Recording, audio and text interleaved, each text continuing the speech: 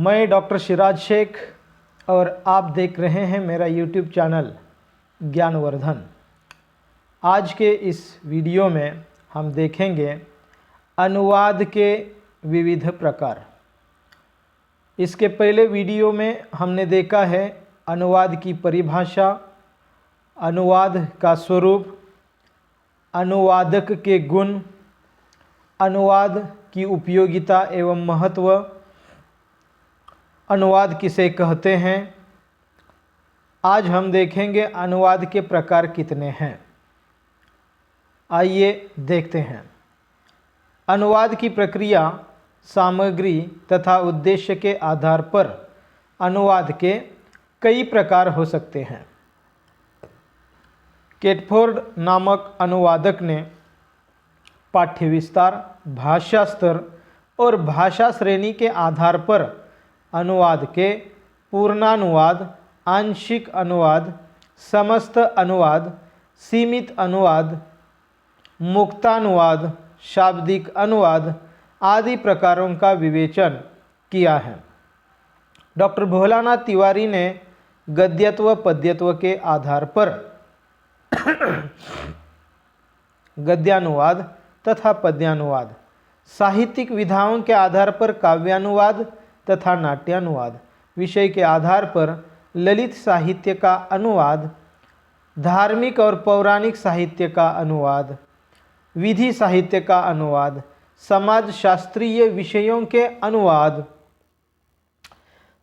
प्रशासनिक साहित्य के अनुवाद और अनुवाद की प्रकृति के आधार पर शब्दानुवाद, भावानुवाद, छायानुवाद, व्याख्यानुवाद, सारानुवाद, वार्तानुवाद, रूपांतरण और आदर्श अनुवाद आदि प्रकार माने हैं।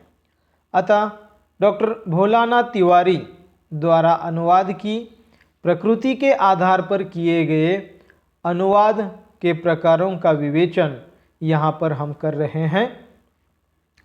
पहला है शब्दानुवाद। शब्दानुवाद से अभिप्राय उस अनुवाद से है जिसमें स्रोत भाषा और लक्ष्य भाषा की प्रकृति को ध्यान में रखे बिना स्रोत भाषा के शब्द प्रति शब्द का लक्ष्य भाषा में अनुवाद कर दिया जाता है।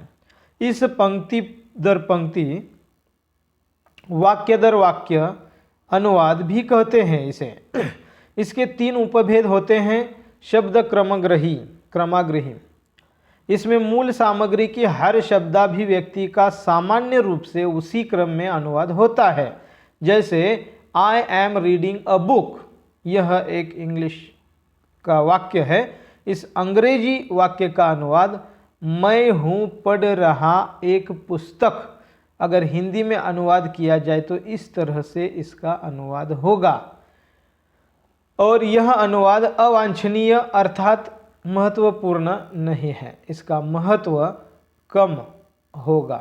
अर्थात शब्दानुवाद नहीं होना चाहिए। अनुवाद का मुख्य जो उद्देश्य है वह है भावानुवाद। भावों का अर्थ का अनुवाद होना चाहिए। इसका दूसरा एक ये है मुद्दा, इसमें मूल जिसका नाम है शब्दाग्रही अनुवाद। इसमें मूल शब्द का आग्रह नहीं होता, इसमें मूल रचना के प्रत्येक शब्द के अनुवाद का आग्रह होता है। जैसे thanks for the pen you have taken का अनुवाद होगा कष्ट उठाने के लिए आपको धन्यवाद। यहाँ टेकन का अनुवाद हिंदी की प्रकृति को अनदेखा कर किया गया है। अर्थात प्रकृति के अनुसार अनुवाद कार्य एक जटिल प्रक्रिया है। और तीसरा बिंदु है सम्यकाग्रही अनुवाद।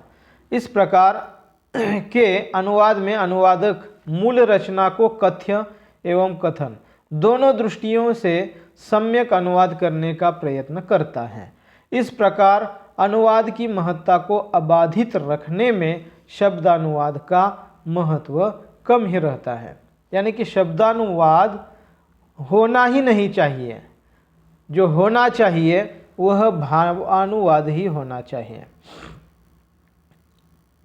तो यहाँ पर भावानुवाद जो है इस अनुवाद का प्रकार, उसके बारे में भी बताया गया है। अनुवाद का यह प्रकार सबसे प्रभावशाली है। इसमें शब्दानुवाद की तरह केवल शब्द, वाक्यांश तथा वाक्य प्रयोग आदि का अनुवाद नहीं किया जाता, तो जो मूल भाषा है उस भाषा का मूल अर्थ, विचार और भावाभिव्यक्ति पर ही अधिक ध्यान दिया जाता है। इसमें मूल कथागत सामग्री को मुख्य मानकर लक्ष्य भाषा में उसे यथा योग्य पद्धति से संप्रेषित किया जाता है। डॉक्टर भोलानाथ तिवारी ने इस संदर्भ में लिखा है, सामान्यतः मूल सामग्री यदि सूक्ष्म भावों वाली है तो उसका भावानुवाद करते हैं। यदि वह तथ्यात्मक, वैज्ञानिक या प्रधान है उसका शब्दानुवाद करते हैं। भावानुवाद का महत्व इसलिए भी अधिक है क्योंकि यह मूल प्रकृति में निहित अर्थ को उसी अर्थ में परिवर्तित करता है। ऐसा लगता ही नहीं कि वह कृति अनुवाद की कृति है, ऐसा लगता है कि वह मूल कृति है।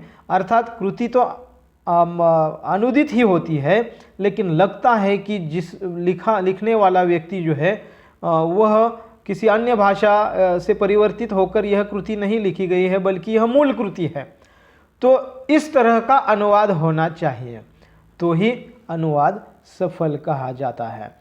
तीसरा अनुवाद का प्रकार है छायानुवाद। छायानुवाद, इस शब्द में ही इस प्रकार का अर्थ छिपा हुआ है। मूल रचना में कुछ परिवर्तन कर अन्य भाषा में प्रस्तुत करना छायानुवाद कहलाता है। इसमें लेखक मूल रचना की छाया ग्रहण कर स्वतंत्र भाव से उसी रचना को फिर से लिखता है। यह शुद्ध अनुवाद कार्य नहीं होता। अब तक हमने जो अनुवाद के प्रकार देखे, उन प्रकारों के अनुसार शुद्ध और अच्छा अनुवाद कार्य भावानुवाद यह अनुवाद का प्रकार माना जाएगा। यह चौथा अनुवाद का प्रकार है व्याख्यानुवाद। व्याख्यानुवाद को टीकानुवाद भी कहा जाता है। मूल पाठ की समीक्षा की जाती है, अतः इस प्रकार के अनुवाद में अतिरिक्त व्याख्या को महत्व दिया जाता है। श्री लोकमान्य तिलक का गीता रहस्य इसी प्रकार का अनुवाद कार्य रहा है। इस प्रकार के अनुवाद कार्य में अनुवादक के विचार भी व्यक्त किए जाते हैं। इस कारण मूल कृति के साथ कभी कभी अन्याय होने की संभावना हो सकती है। अगर अनुवादक तटस्थ वस्तुनिष्ठ है, उसमें वह गुण है, तो हो भी सकता है कि वह सही अर्थ में अनुवाद कार्य करता है। पांचवा जो अनुवाद का प्रकार है वह है सारानुवाद। सारानुवाद अर्थात सार का अर्थ है संक्षेप में किसी बात को कहना, लिखना या व्यक्त करना। इस अर्थ को समझने के पश्चात यह स्पष्ट हो जाता है कि सारानुवाद में स्रोत भाषा की मूल सामग्री का संक्षिप्त में अनुवाद किया जाता है। इस प्रकार के अनुवाद सार्वजनिक सभाओं, संगोष्ठियों, संसद एवं विधानसभा आदि में दिए गए भाषणों, वक्तव्यों आदि की सूचना देने के लिए अखबारों के संवाददाता अधिक मात्रा में करते हैं। अपनी संक्षिप्तता, सरलता, स्पष्टता तथा लक्ष्य भाषा के स्वाभाविक सहज प्रवाह के कारण व्यावहारिक कार्यों के सामान्य अनुवाद की तुलना में सारानुवाद अधिक उपयोगी होता है। यह संक्षिप्त में किया हुआ अनुवाद कार्य होता है। अगला जो अनुवाद का प्रकार है वह है वार्तानुवाद। वार्ता का अर्थ होता है दो लोगों की आपसी बातचीत।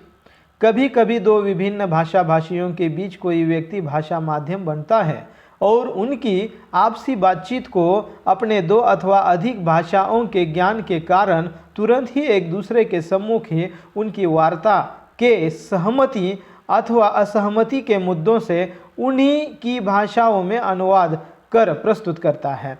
इस प्रकार के अनुवाद को आशु अनुवाद के नाम से जाना जाता है। इसे वार्तानुवाद भी कहा जाता है। यह अनुवाद का प्रकार भी प्रचलित एवं महत्वपूर्ण अनुवाद का प्रकार है।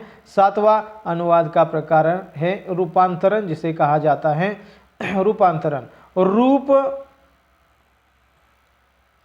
रूप और अंतरण, इन दोनों के योग से रूपांतरण शब्द बना है। इसका अर्थ होता है रूप को बदल देना। स्रोत भाषा की सामग्री को रुचि के अनुसार बदलना ही रूपांतरण कहलाता है। उदाहरण के तौर पर देखा जाए तो स्रोत भाषा के उपन्यास को लक्ष्य भाषा में नाटक रूप में बदलना रूपांतरण है। मन्नू भंडारे के महाभोज उपन्यास का नाट्य रूपांतरण हुआ है, अर्थात साहित्यिक अनुवाद। यह अनुवाद साहित्य के जो अनुवाद होते हैं एक साहित्य प्रकार से दूसरे साहित्य प्रकार के अंतर्गत, तो उसे एक प्रकार से रूपांतरण कहा जाता है। यह भी अनुवाद का एक महत्वपूर्ण प्रकार माना जाता है। इसके बाद में 8वां जो अनुवाद का प्रकार है वह है आदर्श अनुवाद। आदर्श शब्द का अर्थ ग्रहण करने योग्य ऐसा होता है, यानी कि यह समाज के लिए आवश्यक होता है। भाषांतर और अनुवाद परस्पर पूरक शब्द होते हैं। आदर्श अनुवाद को भाषांतर भी कहा जाता है। जब स्रोत भाषा की किसी कृति के पूरे अर्थ को बिना किसी परिवर्तन अथवा घटाव बढ़ाव के लक्ष्य भाषा में कह दिया जाए तब उसे आदर्श अनुवाद कहा या भाषांतर कहा जाएगा। सफल भाषांतर वही माना जाता है जिसमें स्रोत भाषा में कही गई बात लक्ष्य भाषा में एक जैसी अभिव्यक्ति पाती है। जिस तरह से भावानुवाद का कार्य होता है उसी तरह से यहाँ पर एक आदर्श अनुवाद के में भी उसी तरह का ही कार्य होता है। इसे एक तरह से भावानुवाद कहने में कोई परेशानी नहीं होनी चाहिए, ऐसा मेरा मत है। इस प्रकार लक्ष्य भाषा के पाठक अथवा श्रोता पर वही प्रभाव छोड़ती है जो कि स्रोत भाषा के पाठक अथवा श्रोता पर पड़ा था, इसलिए इसे आदर्श अनुवाद भी कहा जाता है। मतलब यह है कि जो मूल कृति का भाव है वही भाव आपको जिस भाषा में अनुवाद किया है लक्ष्य भाषा में उसमें वही भाव मालूम होगा। पता ही नहीं चलेगा कि यह मूल कृति है या अनुदित कृति है। जिस तरह से भावानुवाद अनुवाद का प्रकार है बिल्कुल उसी तरह से आदर्श अनुवाद यह भी अनुवाद का प्रकार है। और आदर्श अनुवाद की मूल प्रकृति भावानुवाद है, ऐसा मेरा मत है।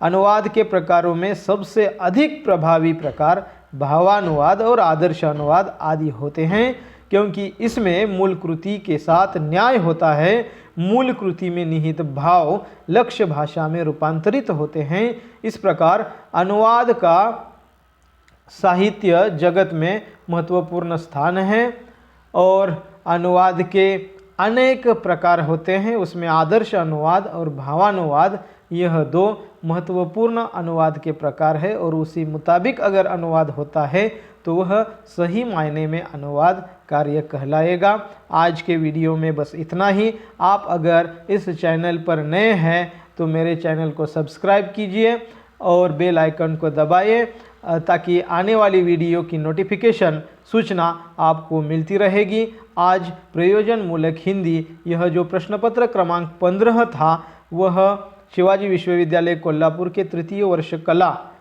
के लिए रखा गया था। इस प्रश्न पत्र की सारी सामग्री का विवेचन वीडियोस के माध्यम से पूर्ण हो चुका है। अग्रिम वीडियो में हम इस विषय पर आने वाले महत्वपूर्ण प्रश्नों की चर्चा करेंगे।